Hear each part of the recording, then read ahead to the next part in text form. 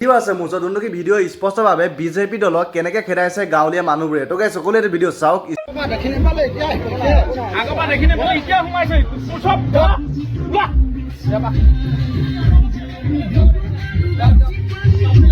নহয় খোজকাঢ়ি যাব পাৰিব আপুনি, গাড়ী থৈ যাব লাগিব, য'ত যায় খোজকাঢ়ি যাব।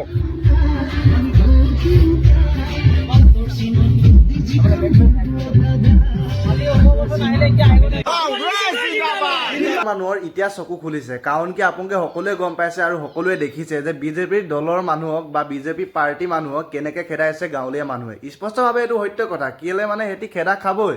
এতিয়া যেতিয়া নেকি ইলেকশ্যন বা নিৰ্বাচনৰ সময় আহিব তেতিয়া গাঁৱে গাঁৱে গৈ পিনে ভোট বিচাৰিব, কিন্তু ইভাগে গাঁৱত চকু মেলিও নাচায়। তো গাই সকলোৱে গম পাইছে আপোনালোকে কি কথা কৈছোঁ।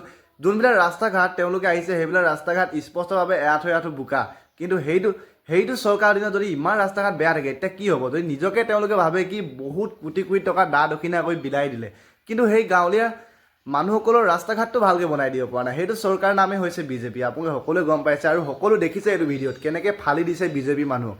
এনেকৈ কৰিব লাগে, তেতিয়াহে অলপ ভাল হ'ব মানে। যদি এনেকৈ নকৰে তেতিয়াহ'লে হয়তো যদি বিজেপি চৰকাৰ জিকি যায় তেতিয়াহ'লে গোটেই অসমখনে ধ্বংস হৈ যাব।